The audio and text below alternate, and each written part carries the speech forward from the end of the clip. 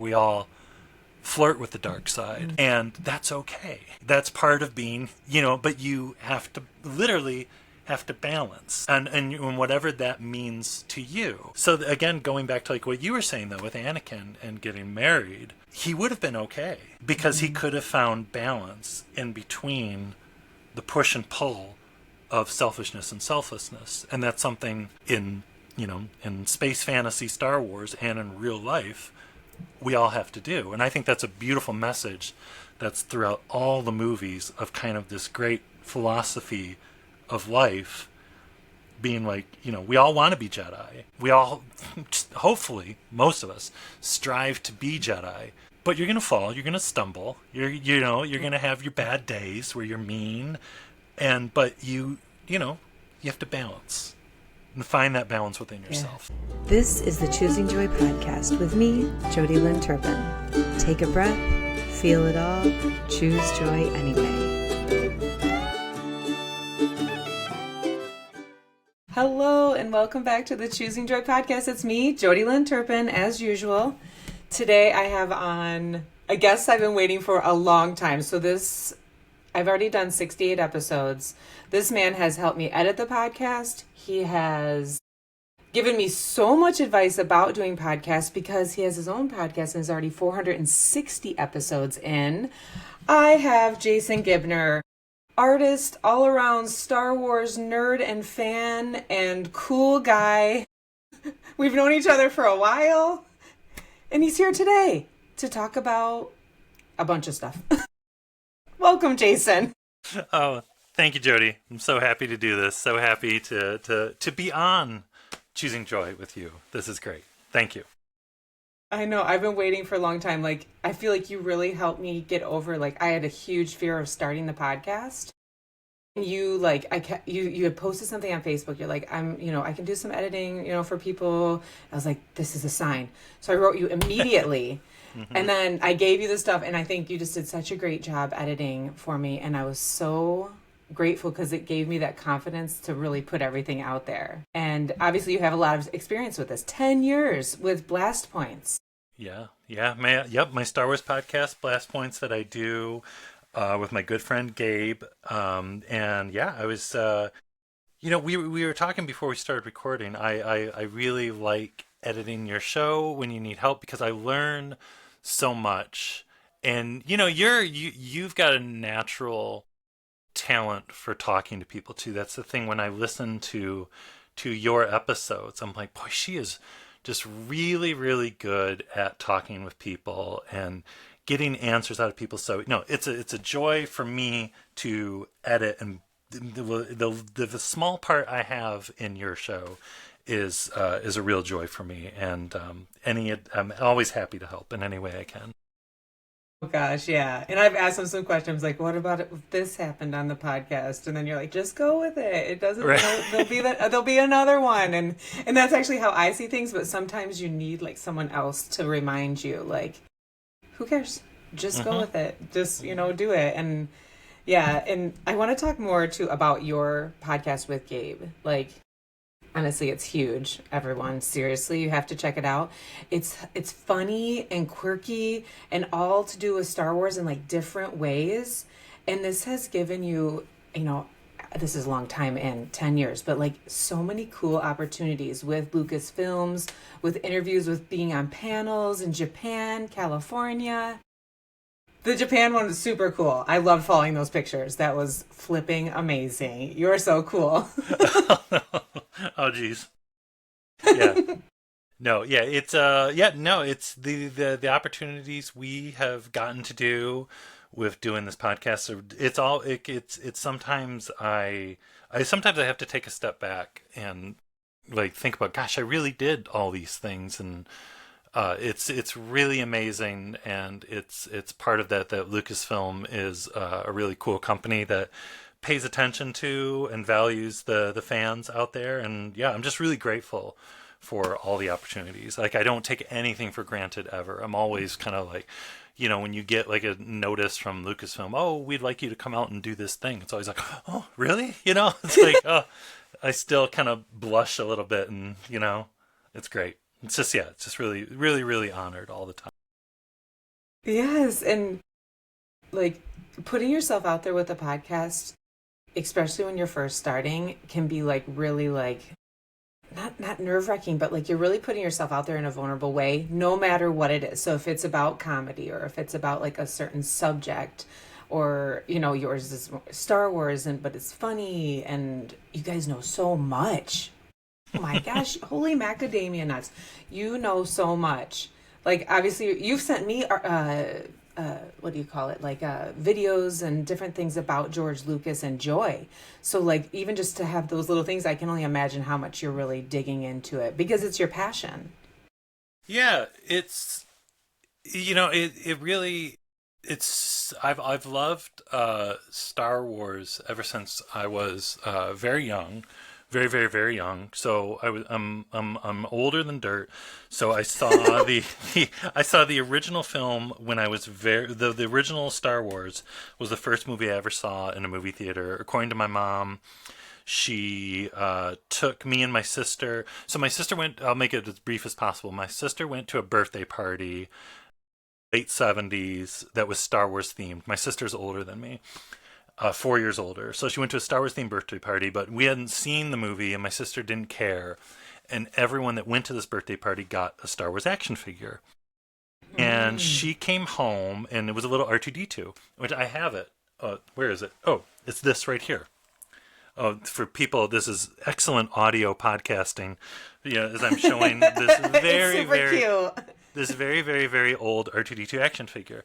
So she gave that very figure to me when I was like 3, and I carried it around everywhere. Oh, this will be cool for the podcast. And when you turn its head, it makes little noises. So I liked that. And then my mom took me and my sister to go see the original movie, and that I think that was like in '79, because then The Empire Strikes Back came out in 1980, and it's just been, it's been nonstop ever since. But then, yeah, so then in the early '90s, I started art school, and there was another guy. My dad. I grew up in Muskegon, Michigan, on the lake on the other side of the state from where we are. And I was from one high school in Muskegon, and this guy Gabe was from another high school in Muskegon where my dad taught.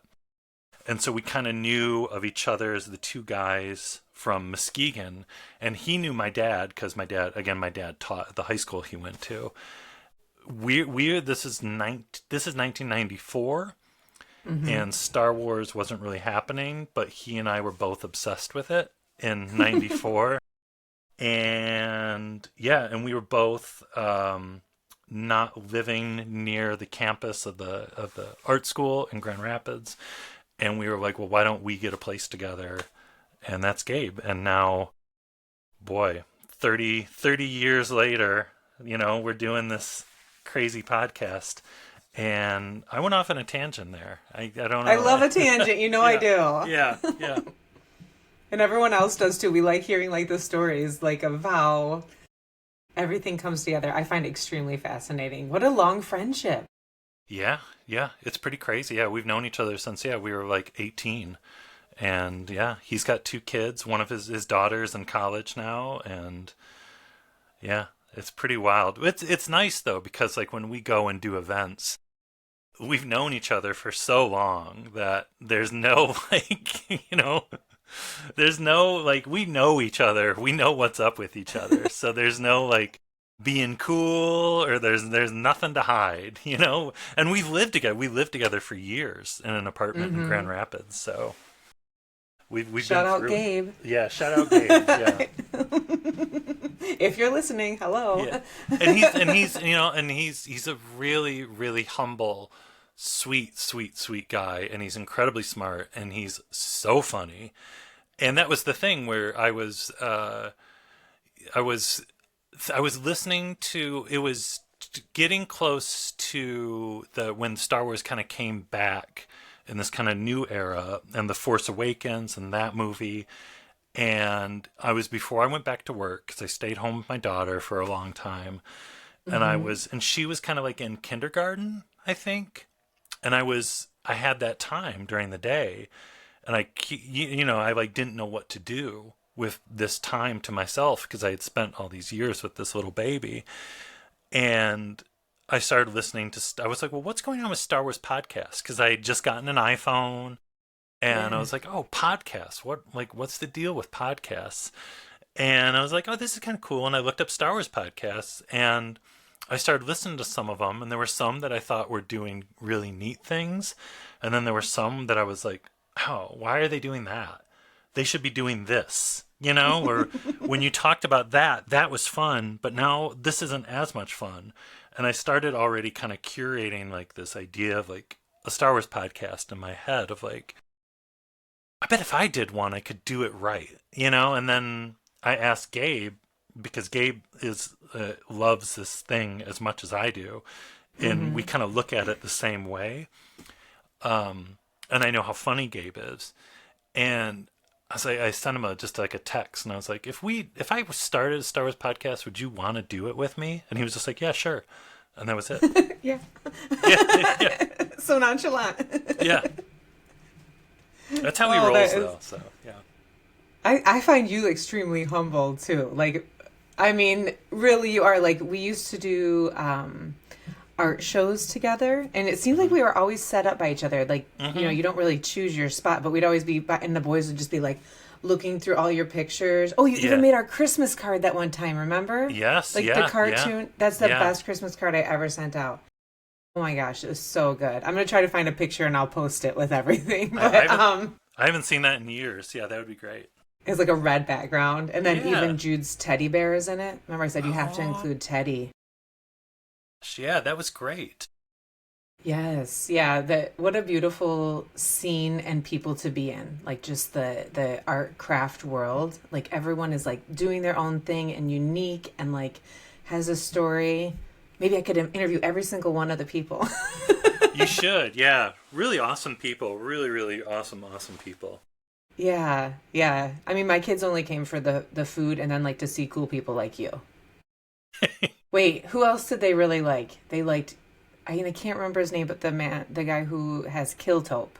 They Yeah, yeah, really yeah. liked him too. Mm-hmm. Mm-hmm. Yeah, because Mm-hmm. even though some of his stuff was a little naughty, they still, I didn't care. They just looked at it and Yeah. judged me. Yeah.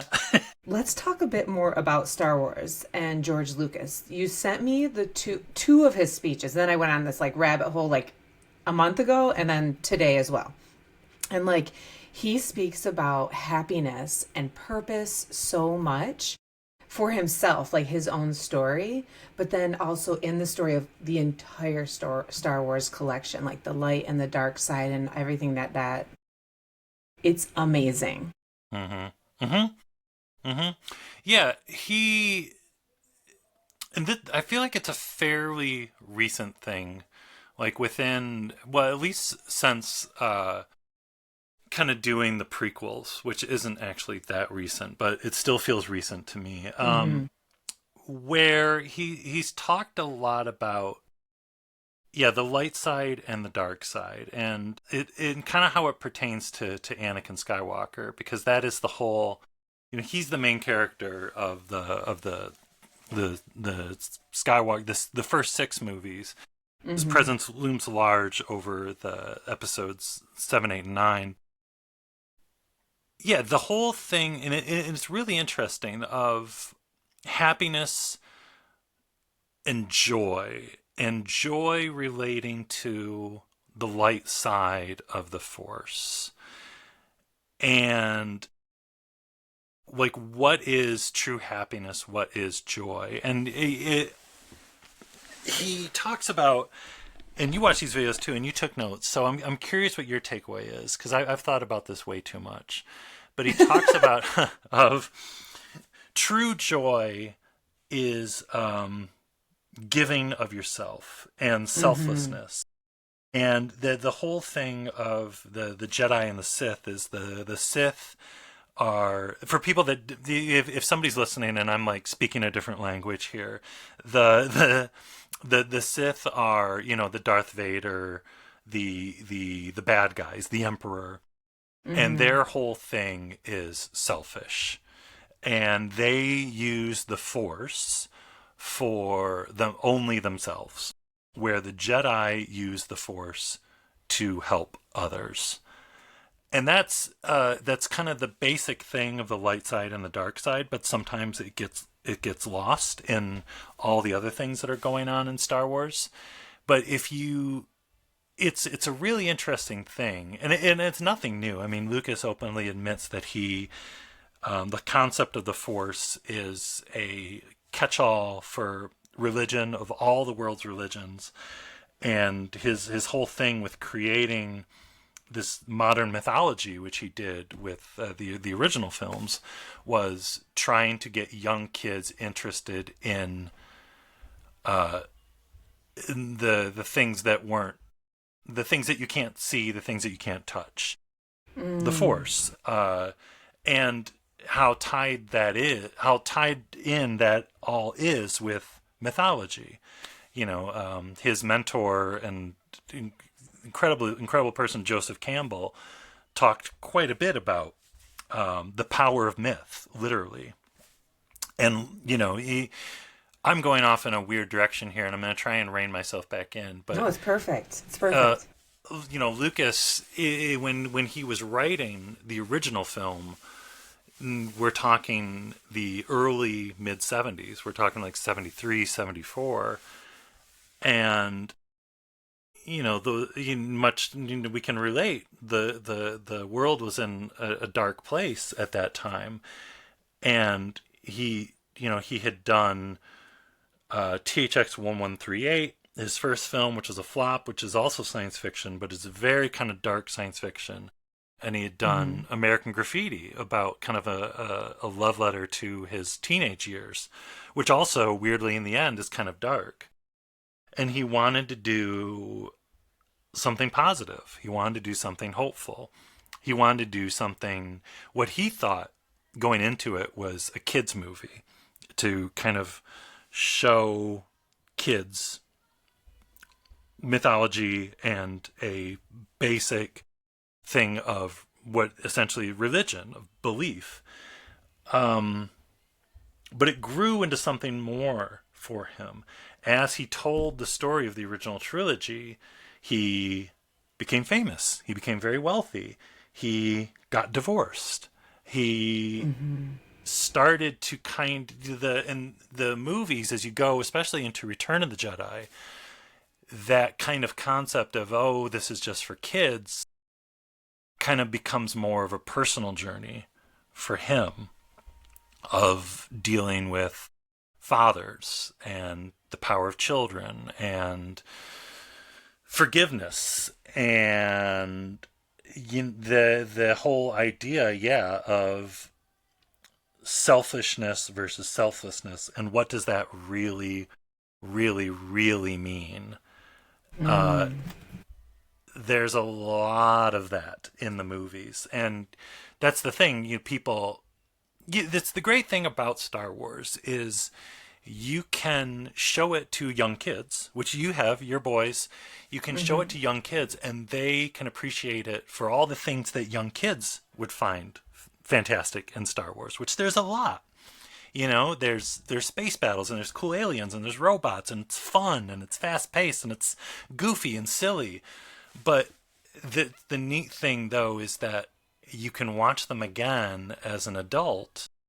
And if you pay attention, if you let yourself pay attention, you can look at it and think like, oh, boy, he's actually saying quite a bit about quite a bit in these movies. Like there's levels upon levels upon levels of things going on in these movies. And I think that's why they last. And I think that's why they continue to resonate, because so many things like, oh, do you remember that one movie that came out? Oh, yeah, I kind of remember that, But no one can ever say that I kind of remember a Star Wars movie. Like those movies, if you let them in, they will just sit in your head, and you can just continue to think about it. And that's kind of what I think is beautiful about those movies. Did I answer your question? Agree. Yes, you did. And you gave me like 4 more questions to ask you, so get ready. Okay. So, yeah, I did take a lot of notes because I find joy, the light and the dark of all things very fascinating, because we need both in that balance. So, the dark side, that's selfish, angry, hate, and it leads to, in the end, a lot of suffering. That's the Sith. And then on the other side, I just almost said Yetis, and I did not mean to. Jedis. That was weird. No, it's fine.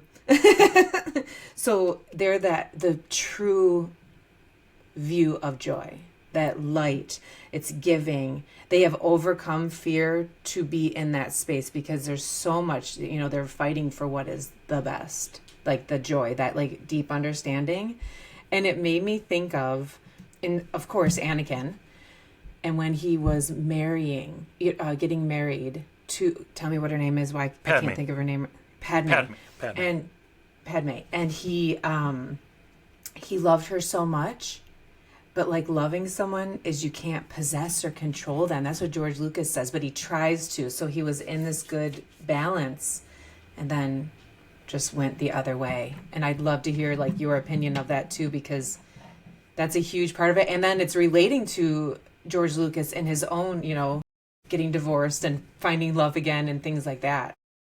But what's interesting with that is, and this is something that was explored in the sequel trilogy, especially in Rian Johnson's The Last Jedi, it's there in the prequels, but I feel like it was kind of missed by a lot of people. But George Lucas has talked about it too, that the Jedi you see, there's going to be the prequels, and it's going to be all these Jedi, and they're going to be doing these great heroic things, and everyone's so excited.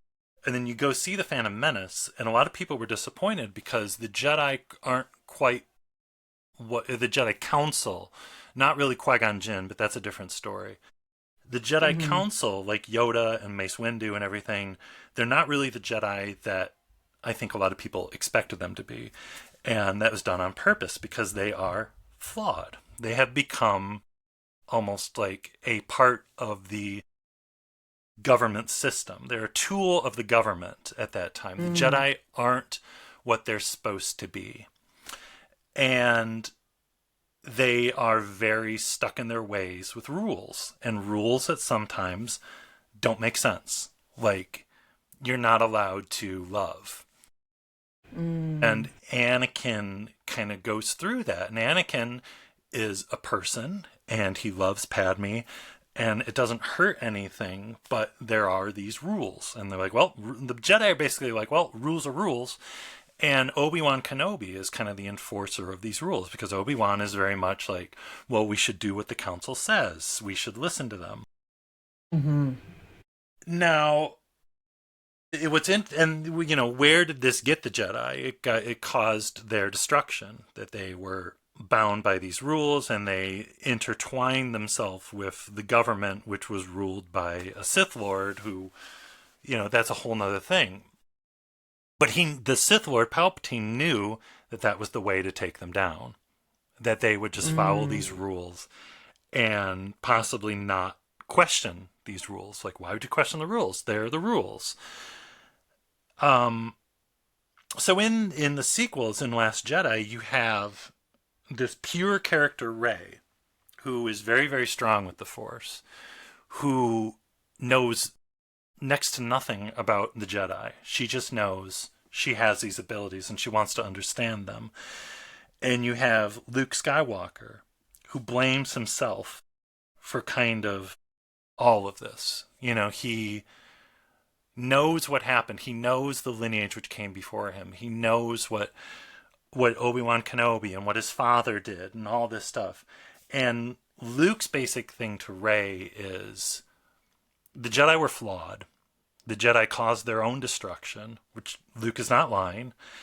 And he's like, why would you want to carry this on? Luke says in the movie, it's time for the Jedi to end. But she pushes on because she is, if you watch the movies, Rey is joyful. Rey is completely selfless. Rey is extremely giving to others.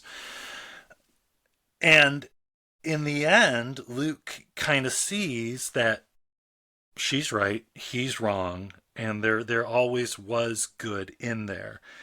And and let's go back to the actual question you were asking about with Anakin and getting married. If the Jedi wouldn't have been so hung up on rules and let him have his joy, what would have been hurt? What would the bad thing be of Anakin marrying Padme? Nothing. They kind of forbade joy of if Anakin giving himself to another person. The Jedi were flawed, and or else, yeah. Yeah, I completely see what you're saying. So like Rey was more like the pure embodiment of what the light side looked like. Yes. And you think about that like now, like what if my joy looks this way and your joy looks that way, but we think we have to do something because of the outside noise of the government or of friends or what family has told us what is right. But we could really just be this like pure embodiment of what joy is to us. And so she did that, and that's beautiful. And that's the neat thing with those movies. She gets everything thrown in front of her of, well, you can't be a Jedi because of this, or you can't be a Jedi because you weren't trained properly, or, where you came from, or all this stuff. But she is just like, well, maybe I won't be the kind of Jedi that was in the past. Maybe I will be a new way forward, but maybe I just understand the Force in a new, pure way going forward. And maybe I can pass this on. And, like you're saying, like if we strip away all the layers of symbolism here, what that is kind of telling you, and Rey's story is really great of, it doesn't matter where you come from. It doesn't matter who your parents were or how you came to be where you are. What matters is what you're doing right now. Who you are at this moment. And Rey's kind of story is just believe in yourself, believe in the joy in your own heart, and you'll be okay. Yes, yeah. And you have someone doing like a certain thing. No, go ahead. Well, yeah, I'm just thinking of like just as a human right now, like on Earth, like doing things for the sake of doing things because it's you're like that's where like maybe more like toxic positivity or things like that come from, because you think it has to be a certain way, but really we're all just looking to be joyful and abundant with our joy and everything and every aspect in our life if we just follow our hearts to what is like what is like that pure joy, what does giving look like to each of us, which I hope it's all unique and different because we are all so unique and different. What a good teacher she is.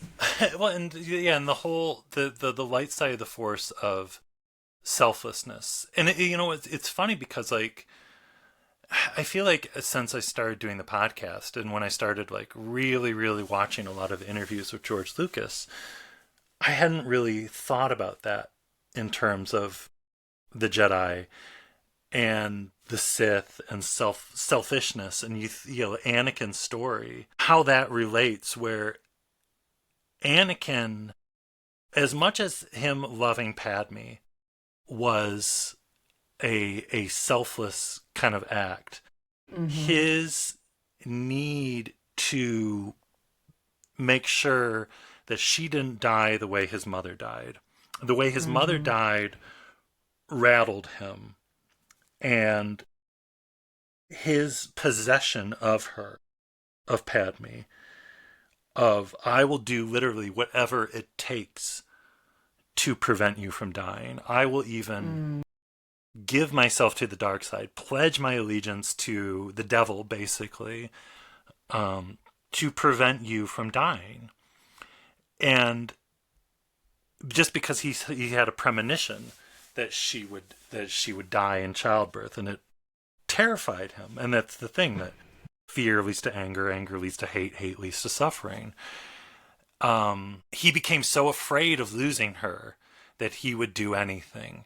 And the layer in that, well, then that becomes selfish. And that whole kind of thing of that's in that movie, and even Yoda talks about it in The Empire Strikes Back, of kind of letting go of uh, the letting the Force kind of act out the way it's going to act out, or in real world, letting life just kind of happen and not being afraid of what is going to naturally happen in life. Just it kind of be here now, be here at the moment.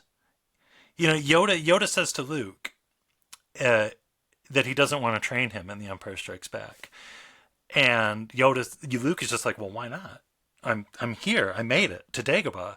Obi-Wan Kenobi said I was a Jedi. He gave me a lightsaber. Why don't you want to train me? And Yoda says all his life he looked away to the future, through the horizon, never his mind on where he was, what he was doing.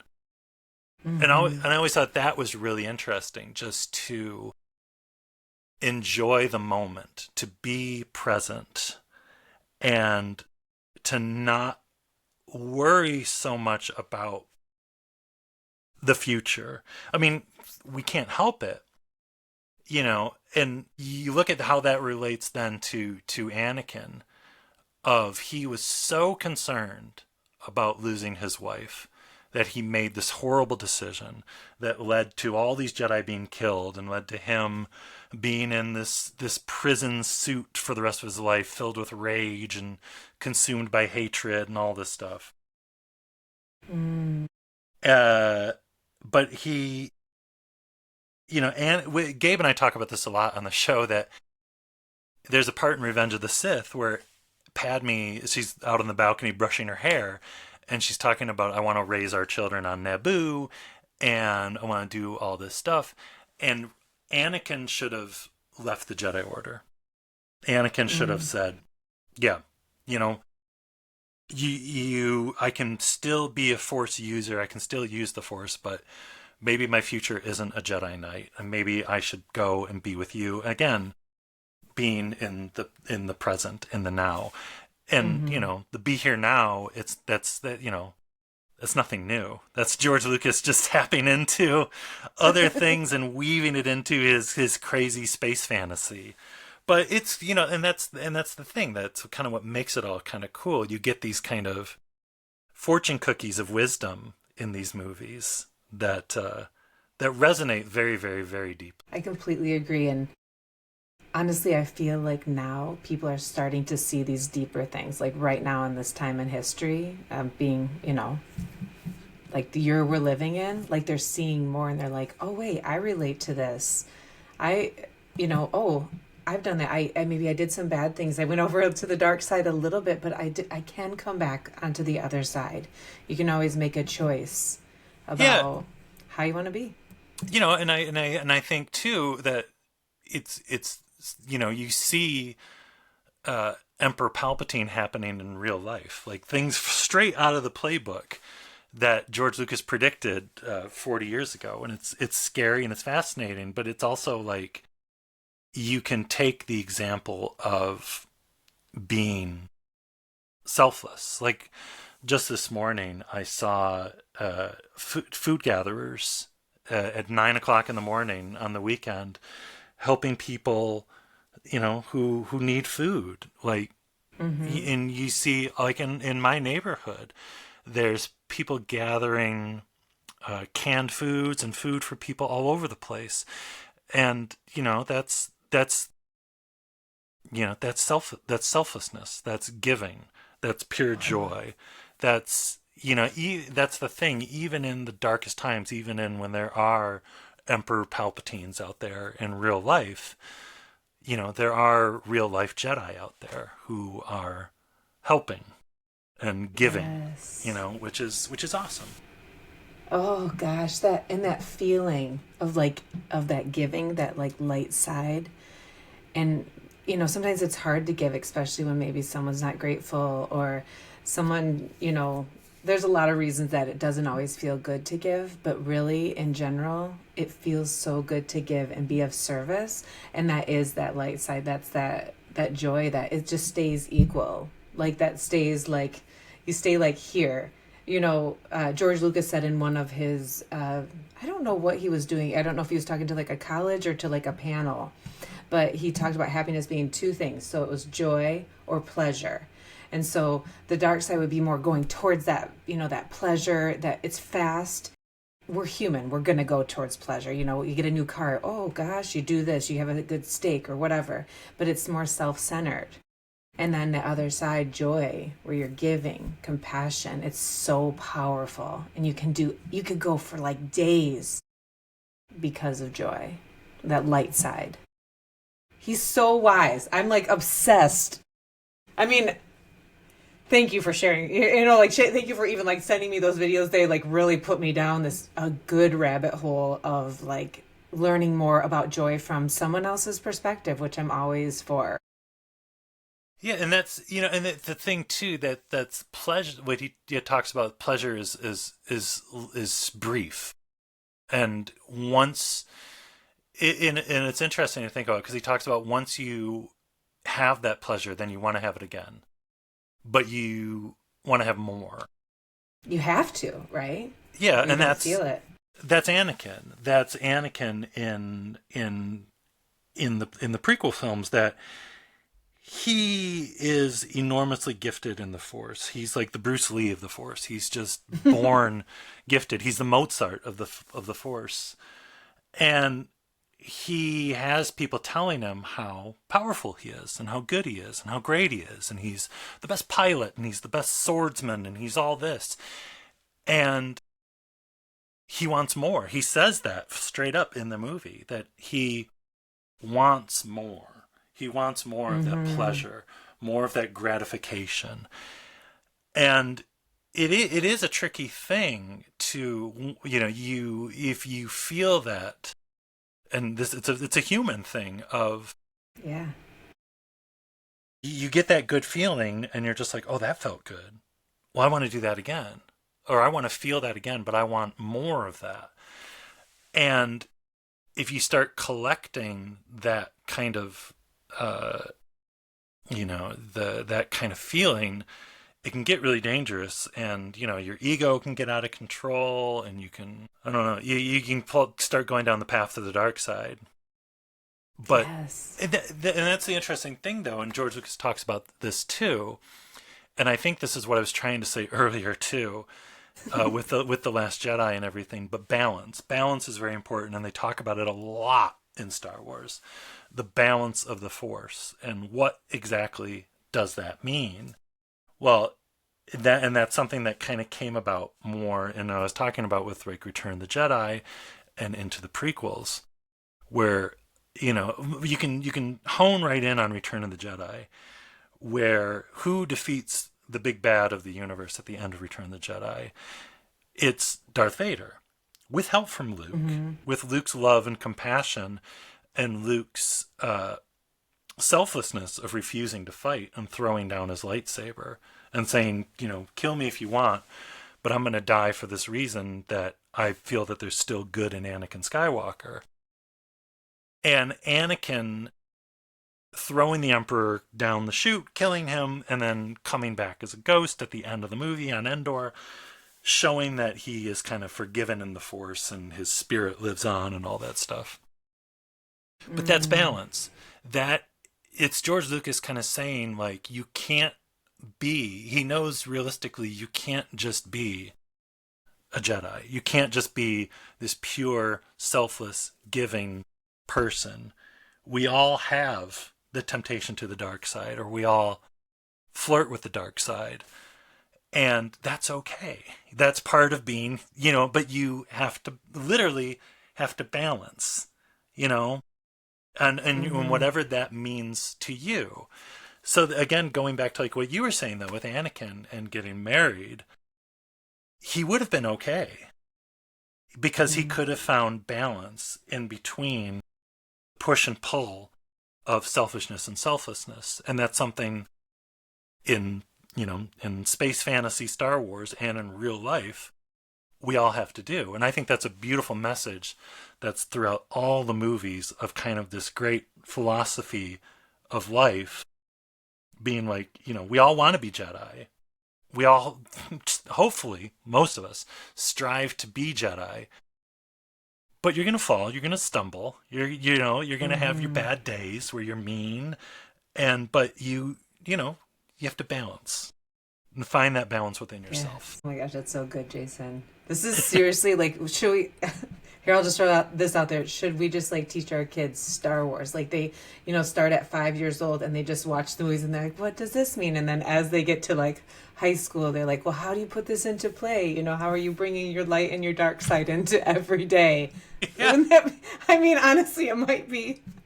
No, and I think there's a reason Oh why boy. these movies are taught in colleges of mythology, because that's the thing. What is a myth? A myth is a fable. It's a tale that's meant to teach a lesson. And as going back all the way to 1973, George Lucas said he wanted to create a myth.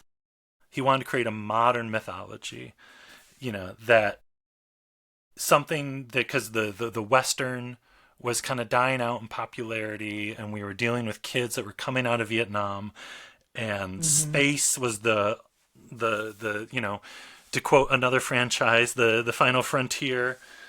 And he created what he set out to do, a mythology that's gonna outlast any of us. People are going to be talking about Star Wars and having these kind of conversations and pulling things out decades from now. And he did it. It's kind of amazing. It is kind of, I mean, it's super amazing. I mean, I go down like obsession things, but now I know what we're going to be doing for the next, couple months. Not just Christmas movies. Star Wars are kind of Christmas movies. I know they are. Just kind like of. that one. No, wait, I can't remember what it was. There's like one that everyone considers a Christmas movie, but it's really not a Christmas movie. But yeah, I love talking to my boys about this. Like, well, what did that make you think? And then, they always have their own insights and views about things. It's quite amazing being, a parent and like relearning it and living it with your children. Oh yeah. Yeah. No, that's the beautiful thing too. And it's like I said too, they'll get into it on a level of like that it looks cool and there's cool things for kids, and they'll ask questions, and sometimes unexpected questions, and make you think, there's just, like I said, there's so many levels going on in those movies. So I find, yes, it's amazing. Gosh, and obviously you've learned a lot through your entire life of being connected to Star Wars. maybe too much. Yeah, maybe way too much. Yeah. No, but I love this because then it's given you so many other opportunities just in your life, with being able to go places and start something beautiful with your best friend, and then you get to spend more time together, and that's so important. And I llove it. Yeah, it really is amazing. And just from this, silly little podcast that we did, literally traveling the world and doing these amazing things. And like you said, like we did, we've done panels. We did a panel in California. We did 2 just this year in Japan, like we talked about, and been to countless. Star Wars doesn't call them conventions. They're conventions, but they call them celebrations, which is very fitting. Okay. Because a Star Wars, so you would love a Star Wars celebration, especially you, and choosing joy, because a Star Wars celebration is it's such a magical thing, and it's hard to describe to someone who hasn't been there, because like you describe it to someone and they're just like, oh well, it's just like it's a Star Wars convention and there's a bunch of Star Wars nerds running around doing Star Wars stuff, and it's like, yes, but if you and I, the only thing I can relate it to, like if I said to you the best concert you've probably ever been to in your life, and you probably in your head know what that is, it's not just the music. It is the music, but it's also there's a collective energy in the crowd that resonates also within you, that takes it to something like beyond the music. of a group feeling of happiness, of joy, that is there's something else in the air. And that's a Star Wars celebration, where you have all these people there from literally all over the world, who love this thing, which at its core is so good and so joyful.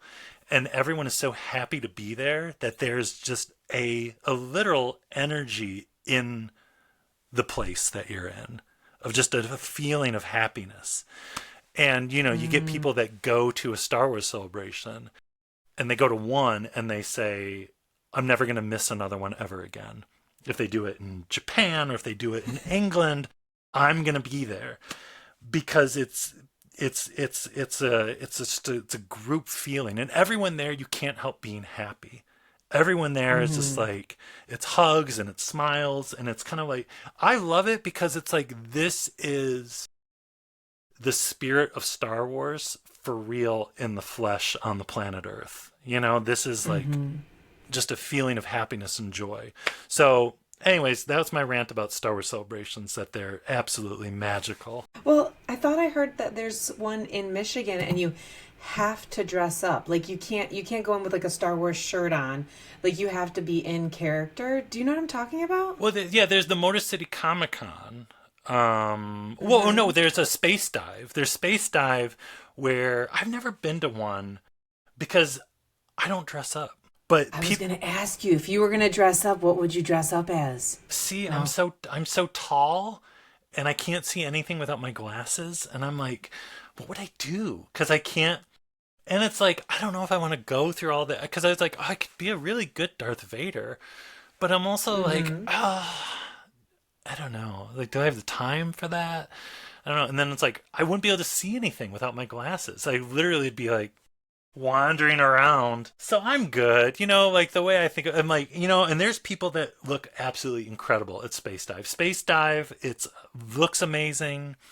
There's people that love it. It's a whole community now, which is great, and more power to them.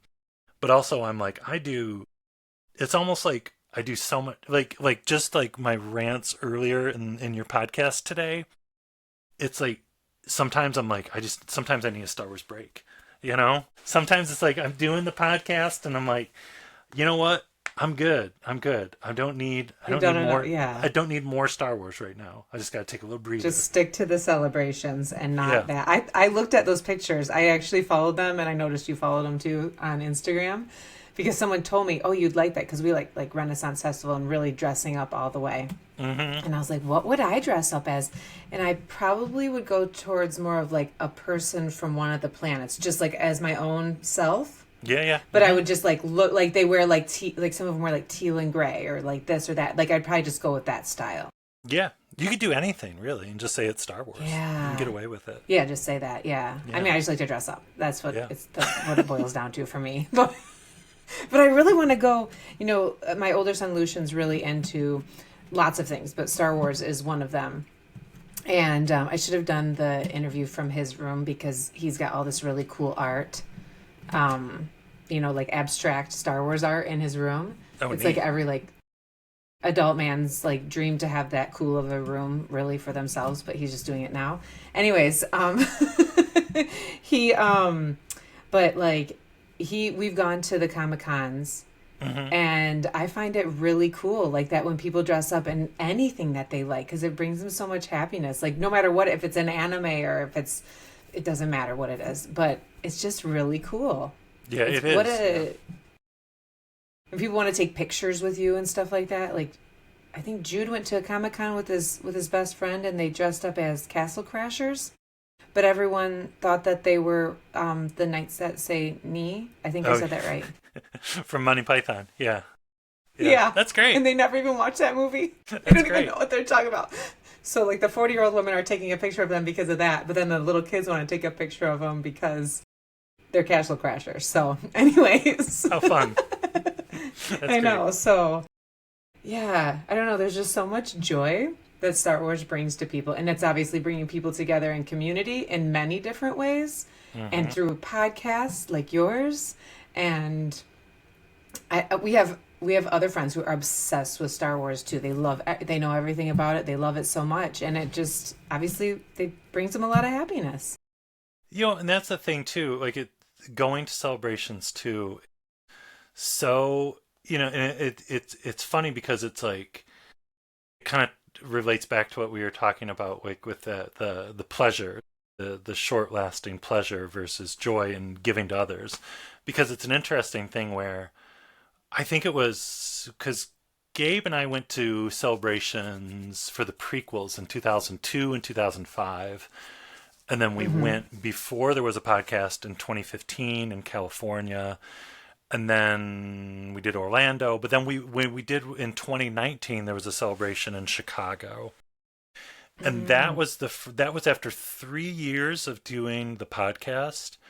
And that was kind of an amazing one because we weren't expecting it, but we got stopped a lot by people at Celebration Chicago who knew who we were, and people recognized our voices, and it happened like a lot.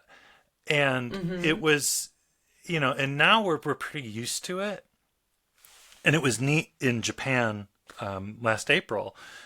It was much more international audience at that show, getting stopped by people from all over the world that listen to Blast Points, and it's not. It's funny because it doesn't go to my head at all, or Gabe. Really, it's more of just like a really, really neat feeling. Because what I'm trying to say is people come up to us, and Gabe and I talk about this, every single person that comes up to us, a lot of times they come up to us smiling, or they come up to us already laughing for some reason, or they feel like they know us already, or people just come up to us and want to give us a hug, like out of the blue, and we're like, yeah, sure, come on in. But we're just like, God, it's so...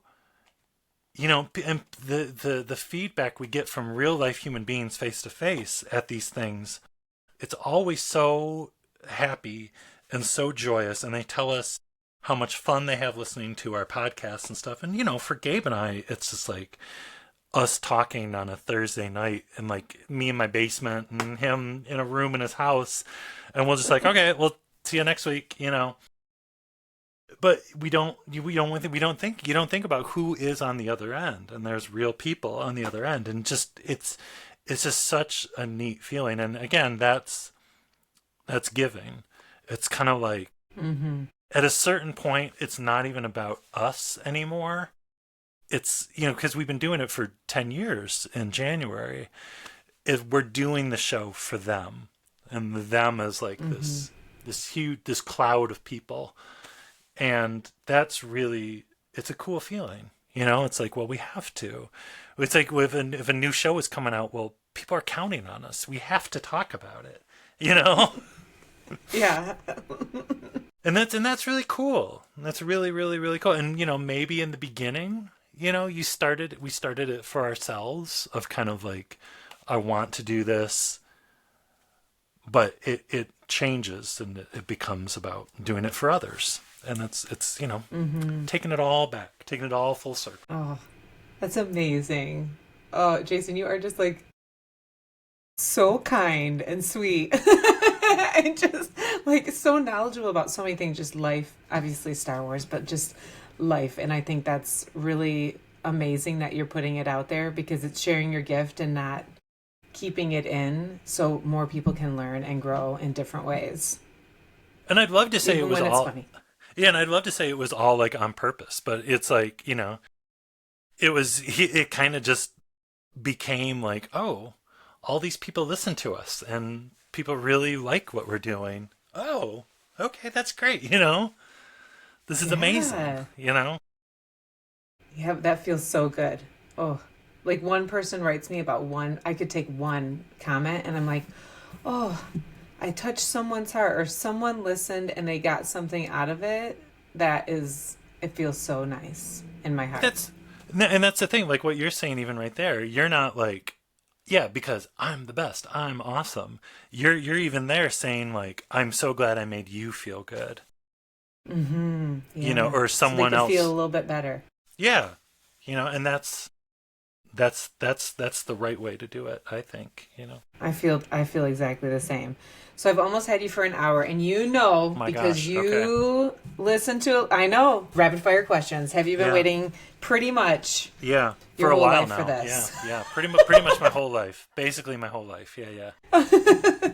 So of course I changed them just for you. Okay. All right. All right. All right. You know, and what the people want to know, what I want to know. I'm looking forward to it. Okay, great. Let's get started, and we will start with Shelley's rapid fire. Okay. All right. Okay. I'm ready. Who shot first? Who shot first, Han or Greedo? Um it depends on what version you watch. I it doesn't matter as much to me. I okay, I get both sides. I get that Mm-hmm. Hans people get mad because they changed it to Greedo shoots first because people thought it added to Han's character that he was more of a scoundrel and he shot first. Mm-hmm. Lucas said that he pretty much just straight up murders Greedo, which I also get. Han Solo is not a murderer. He's a scoundrel, but he's a softie at heart. He's good-hearted. Yeah. He cares deeply about his friends and Leia, who he loves.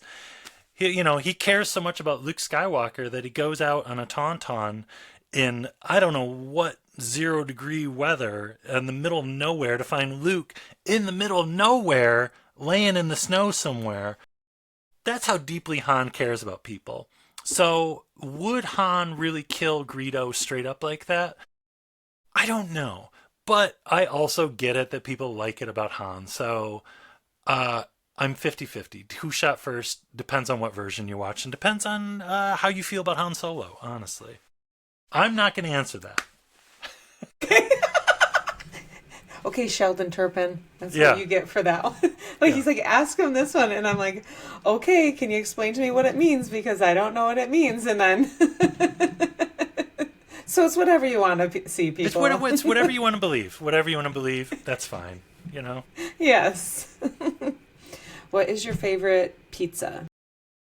Oh my God. It's very on the nose. Pizza's probably my favorite food in the Mm-hmm. world. And I'm a traditionalist. I like pepperoni. I like mushroom. Mm-hmm.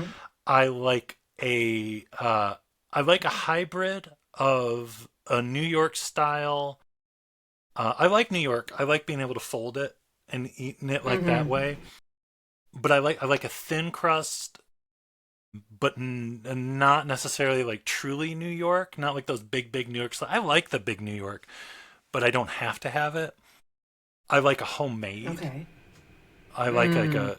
like a real like if the sauce actually tastes like tomatoes, if the cheese is real cheese. Mm. They're the best some of the best pizza I've ever had. There's a place in Seattle called Rocco's, and that was Mm-hmm. some of the best pizza I ever had in my life. Um this sounds like cheating, but I don't think it is. In Disney World in Epcot Center in Italy, Mm-hmm. there in Italy, in the back of Italy, there's a big fountain in the Italy and Epcot Center, and in the back, there's a pizza place with wood fire pizza, and that was some of the best pizza I've ever had in my life. Ooh, I like how specific that was. Yeah, so I like but I'm also not a pizza snob. I will take pizza Okay. in any form, and I'll eat it a day later. If it's been Mm-hmm. sitting in the back room at work for a couple hours and the cheese is starting to get hard, I'll be like, it's fine. It's good for me. I'll eat Little Caesars. I don't care. But if we're gonna get like, what is the ultimate? Yeah, I love that so much. I'll eat Hungry Howie's, Marco's, you name it. Domino's, give it to me. I'd rather not do That Little sounds Caesars. I like Little Caesars, but You roll If the it's at a dice. party, though, you just eat it. Yeah. Why does Little Caesars taste better at parties? Like if somebody rolls I in don't with know. like 6 Little Caesars, you're like, why does this taste so good? But if you get it, like if it's your family and you're like, let's get Little Caesars, you're like, why did we get this? Anyways, nothing against That's Little perfect. Caesars. I don't want to ruin your sponsorship deal with Little Caesars. I was just gonna say, aren't you trying to get a sponsorship? Yeah. Sorry. Maybe it'll help. Yeah, They'll try to maybe. do different, right? Yeah. Do better. Do better, Little Caesars. I have to stop laughing. My face hurts right now. What is your zodiac sign? Okay, so now you probably know more about this than I do. So I was born on I'm born on January 20th. January 20th is my birthday. So, and in the past, I dated girls who were very, very, very into zodiac signs, and it'd be like, you're on the cusp. You're on the cusp Yeah. of Capricorn and Aquarius, and I'd be like, what does that mean? And so, what does that mean? If I'm on the cusp of Capricorn and Aquarius, because I'm like in the overlap of January 20th. Yeah, so like they like different forms of zodiac, they believe like at a certain time of the day, let's say 6 p.m., it goes into the next sign, but it's very specific about like the moon placement and all these things. So what have you always gone by? Aquarius. When I read, when like the textbook, the newspaper horoscope, like if you're an Aquarius, you're this, and The this, state. and I'm like, that's me, 100% Aquarius. But then I'll read Capricorn stuff, and I'll be like, I don't know, that's kind of close too, but I'd say more Aquarius, because like Aquarius, it's like, this is the dawning of the age of Aquarius. You're like, ooh, Yeah. a little bit more, Yeah. yeah, Right now we're in that. Yeah. yeah, a We're in little the bit age more, of a little hippy Well, dippy. I love it. There's Yeah. 3 parts of your zodiac too, which we'll have to, you can give me your birthday information. I'll figure that out for you after. I guess we could have done it before, but so sometimes you're 2 other signs as well. And so, which you probably heard people talk about in the podcast, like they're like, "Oh, I'm this rising and then Yeah. this." So, I don't understand any of that. yeah, I'm not super good about it, and I actually usually forget mine, but like all my best friends will know. But like there's so many different forms of zodiac too. There's like a Kabbalistic view, which would change the dates all around, and I just don't want to, get you too like, But for everyone listening, and I know that there will be some people that are like, I need to know his sign, and now they know. Yeah, do research on me. Feel free. Like Send it. Send it over. yeah, hit me. Feel free. Hit me up. I'm easy to find. Send me if you got questions. If you want to know what time I was born, I'll get out that birth certificate. I'll let you know. I know. I'm open. Wait, so go ahead. No, I'm open. I'm open to learning more. It is. It's really cool because we were talking before we started too about human design, and I actually didn't even ask you if you had looked up what your human design was. See, that's the thing. I looked it up. But that's the thing. Like I looked it up and I was like, "Oh, this is interesting." Because literally before I started helping with your show, I was like, I think when I edited your first show and you're talking about human design, I was like, I don't know what they are talking about, and I just like I Google searched it, and I'm like, wow, okay, I don't know what this is, but I was saying to you, I don't feel like it's something that I can just declare that I am this. I don't feel like Okay, I'll write you about it more after. We'll talk about it like more deeper. Okay. So then maybe next time you can be like, this is what I am. And then you'll understand what that means a little bit. So we'll keep it a secret right now. Okay. Yeah. Because I don't know, but I'm curious. And that's the thing. I'm cool with it all. I'm open to it all, but I just don't know much about it. Yeah.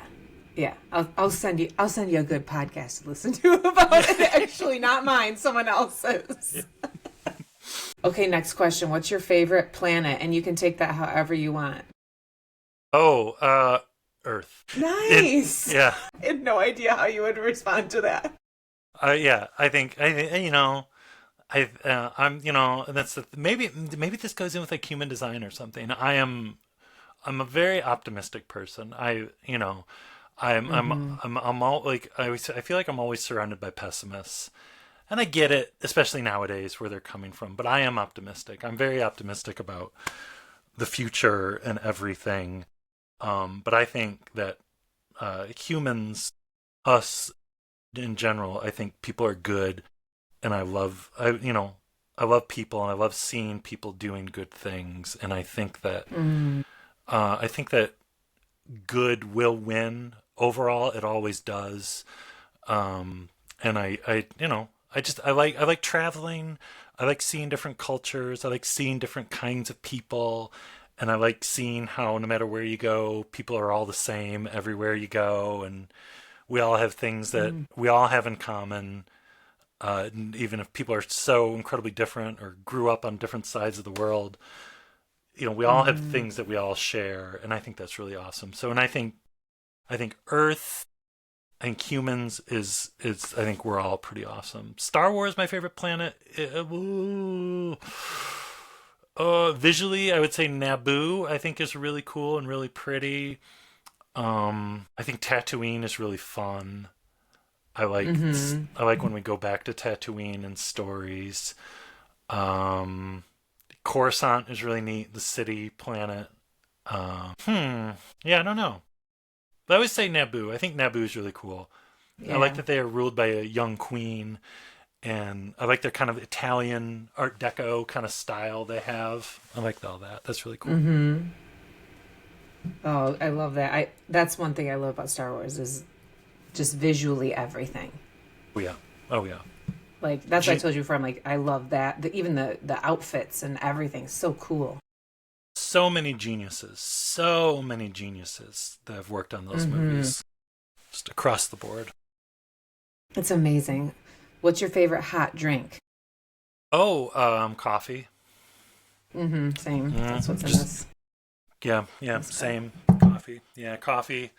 I like tea. And I'll have tea if tea's available, but I would rather have coffee. Yeah. I do, even like at 10 o'clock at night, I'd like a cup of coffee. And I'm like, no, that's the thing too. Like my wife will be like, why are you drinking coffee at 9:30 at night? I'm like, it's not going to faze me. Delicious. I'm broken, like caffeine and me, just nothing happens. I think it works in the morning, but then after that, it doesn't do, like, it's okay. No. Whatever. And maybe you're like me too. I can fall asleep just like in the past 5 years, I can think of 2 times where I couldn't fall asleep. And when I can't fall asleep at night, I'm like, oh, what's wrong with me? Why aren't I falling asleep? Because usually I can just roll over and go to sleep, But, yeah, it doesn't faze me at all.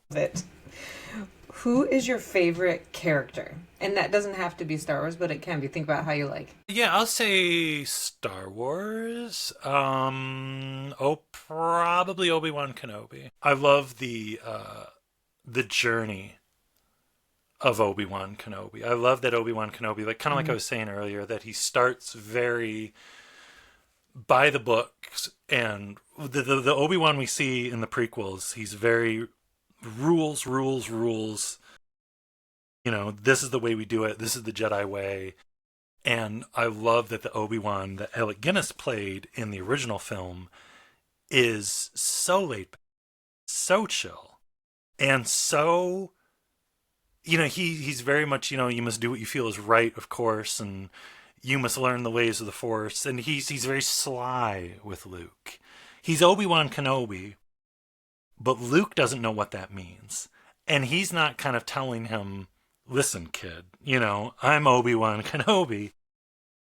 I knew your father. I did this and I did all that. Luke says, you fought in the Clone Wars. And he's like, yeah, I was just once a Jedi Knight. He's very, very, very humble. But also, when he's fighting Darth Vader, Obi-Wan Kenobi is so powerful in the Force that all he has to do is close his eyes and he becomes one with the Force and vanishes. You're not going to beat me. He says to Vader, if you strike me down, I'll become more powerful than you could possibly imagine. And it's true. His not being a physical body is more powerful than him being... almost Obi-Wan being a physical body is holding him back. Because once Obi-Wan becomes one with the Force, he's everywhere. He's with Luke constantly. He's on Dagobah with Luke and Yoda. he's when Luke is blowing up the Death Star, he's whispering in Luke's ear. He's everywhere. But all Obi-Wan has to do is close his eyes and be like, you know what? Peace out. I'm going to vanish. That's how powerful in the Force Obi-Wan has become. And that is light years from where we saw him as a young man, as Ewan McGregor in the prequels. And I think that journey is really, really, really cool. So, Obi-Wan Kenobi. I love it. I can see you liking that so much, like the humbleness and all that. That's perfect. I love. Old man Obi-Wan is definitely. I love every single line he says, and that's why we called the podcast Blast Points, because that's an Obi-Wan line where he says these blast points, and it just had a nice ring to it, and it's an Obi-Wan line, so that's why we picked it. Well, that's perfect. Yeah. That's a nice little nugget. Thank you for sharing that. Yeah. Okay, last question. What does joy mean to you?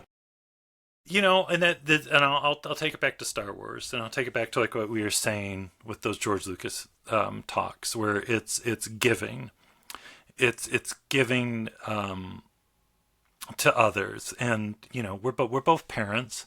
And I talked about this before, where it's like I still feel like one of the most important things I did is that when my daughter was born, I stopped working. It was my wife and I made this decision, and I still think it's maybe one of the most important things I did in my life, because it was just that, where it was like, I'm going to put my life and all these things I'm doing on hold for the better of this little baby, where I'm going to make sure I'm there for her all the time, which I was, which can be tough, but it's also very, very, very, very rewarding.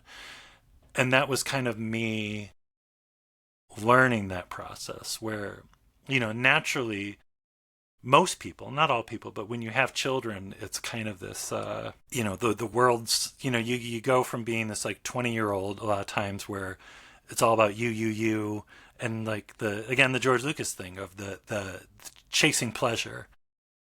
But kind of like when you're responsible for the life of someone else, you kind of realize, well, it's not about me anymore.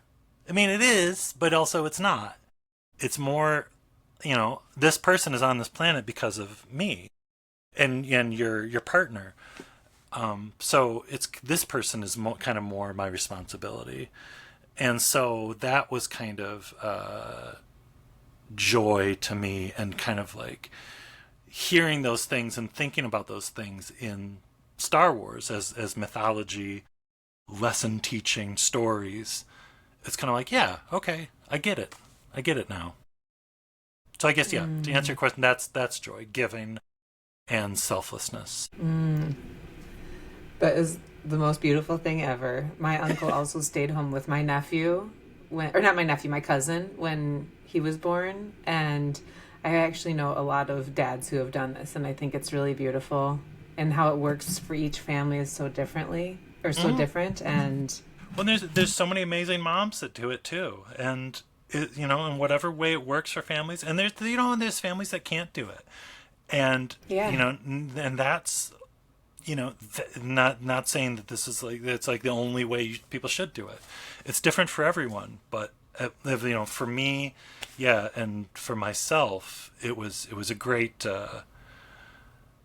taking myself out of the game, kind of, and recentering my focus, which was really awesome.